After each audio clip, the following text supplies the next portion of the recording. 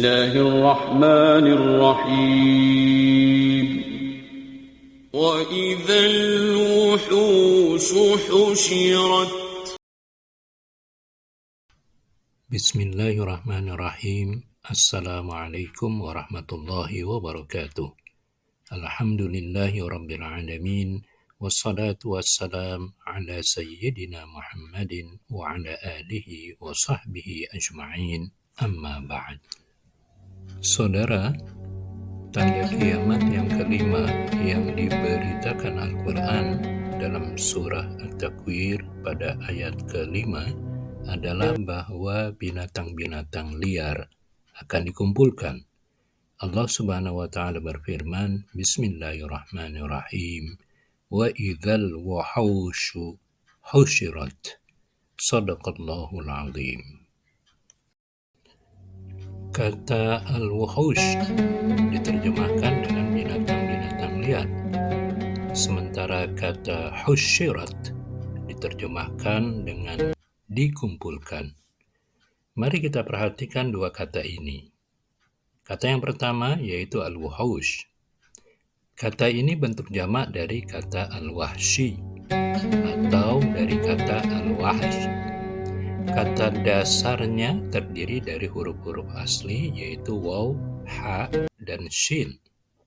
Ada beberapa makna untuk kata dasar ini beserta turunannya. Antara lain, bahwa kata al-wahshi menunjukkan kepada sesuatu yang terlihat asing, tidak familiar, tidak akrab, tidak seperti biasanya. Seperti pada contoh hewan keledai yang dalam bahasa Arab dinamakan himar. Ketika himar ini penampakannya tidak seperti biasa, terlihat asing, badannya bergaris-garis, garis-garisnya berwarna hitam, maka himar ini dinamakan himar wahshi dengan tarkib na'at atau himarul wahshi dengan tarkib idhafah, yaitu hewan zebra. Kata al-wahsh ini juga menunjukkan makna sesuatu yang sepi, sunyi, tanah tandus, tempat yang sunyi dan sepi yang telah ditinggalkan penduduknya, sehingga terlihat tempat itu asing, dikatakan dalam bahasa Arab, ardun wahsyah. Bahkan kata al-wahsh ini juga menunjukkan makna keadaan seseorang yang tidak memperoleh makanan, sehingga terasa lapar. Seseorang yang semalaman berada dalam keadaan lapar, tidak ada makanan yang dimakan, dikatakan dalam bahasa Arab bata wahsyan atau bata wahishan. Sesuatu yang tidak terbiasa dilakukan, tidak terbiasa terlihat, disebut al-wahsh. Sementara sesuatu yang terbiasa dilakukan, terbiasa dikerjakan, dan terbiasa terlihat disebut al-ins. Kata al-wahsh lawan katanya adalah al-ins. Seperti biasanya manusia dalam menaiki hewan tertentu untuk mengendarainya, tentu menaikinya melalui sebelah kiri hewan, bukan dari sebelah kanan.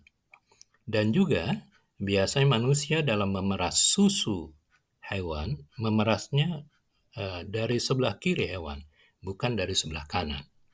Dari kebiasaan ini, maka bagian dari sebelah kiri hewan disebut al-ins, insul hayawan atau insiyuhu. Sementara bagian sebelah kanan hewan disebut al-wahsh, wahshul hayawan atau wahsyiyuhu. Dari makna-makna yang dikandung pada dasar al-wahsh di atas beserta turunannya, maka kata al-wuhush pada ayat di atas setidaknya menggambarkan binatang-binatang yang liar itu tidak biasa dilihat oleh manusia, binatang-binatang yang tidak familiar dalam kehidupan bersama manusia, jarang terlihat dan asing. Binatang-binatang liar itu pun terlihat kelaparan, mencari makanan dan mangsanya. Kata yang kedua, husyirat, dalam ayat di atas diartikan dengan dikumpulkan. Kata sinonim untuk kata husyirat ini pada kitab-kitab tafsir berbahasa Arab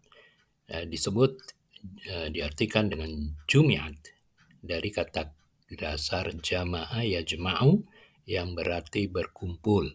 Jumi'at artinya dikumpulkan. Kedua kata ini, hasyara dan jama'ah, memang sama-sama berarti mengumpulkan sesuatu yang sebelumnya terpisah-pisah. Seperti mengumpulkan beberapa orang yang sebelumnya terpisah-pisah dikumpulkan menjadi satu dalam suatu tempat. Namun bagaimana gambaran mengenai mengumpulkan itu pada hasyara dan pada jamaah, di sana ada yang membedakannya. Setidaknya ada dua hal yang membedakan antara jamaah dengan hasyara. Pertama, bahwa jamaah mengumpulkan beberapa benda di mana satuan benda-benda tersebut dalam bentuk utuh. Seperti contohnya mengumpulkan beberapa buku, dikatakan jumi'at al-kutub, yang mana buku-buku tersebut dalam keadaan utuh, tidak rusak, tidak robek bercerai-berai, hanya terlihat berantakan, lalu dikumpulkan dengan menggunakan kata-kata jamaah. Sementara kata hasyara mengumpulkan benda-benda yang mana satuan dari benda-benda tersebut ada yang bentuknya sudah berantakan, bercerai-berai. Seperti mengumpulkan beberapa buku dikatakan husyirat al-kutub, yang mana di antara atau semua buku-buku tersebut dalam keadaan ada yang sudah robek-robek, berserakan, lembaran-lembarannya ada yang terlepas dari buku. Lalu dikumpulkan semua itu menjadi satu tumpukan buku dengan menggunakan kata-kata hasyara. Perbedaan kedua dari hasyara dan jamaah adalah bahwa jamaah hanya sebatas mengumpulkan. Adapun hasyara mengumpulkan lalu menggiringnya menuju ke suatu tempat. Ada tujuan dari mengumpulkan tersebut. Dikatakan al-hasyru al-jam'u ma'as-suq. Pada umumnya, kata hasyara yang disebutkan dalam Al-Quran disebutkan setelahnya akan kemana dikumpulkan itu, atau akan bagaimana setelah dikumpulkan. Seperti dalam surat Ali Imran ayat 158, Allah berfirman, Bismillahirrahmanirrahim, wala in muttum au qutiltum la ilallahi tuhsyarun. Sungguh jika kamu mati atau gugur, pastilah kepada Allah kamu dikumpulkan. Kemudian dari makna-makna yang terkandung dalam kata al-wuhush dan kata husyirat di atas, maka setidaknya ayat wa idzal wuhushu husyirat menggambarkan bahwa binatang-binatang liar ini yang biasanya saling menyerang, membuat jarak di antara mereka, saling menerkam, saling memangsa. Pada saat akan tibanya kiamat, mereka terlihat dikumpulkan, terkumpul dalam lokasi-lokasi tertentu. Keadaan kebiasaan yang dilakukan binatang-binatang liar itu lenyap, hilang.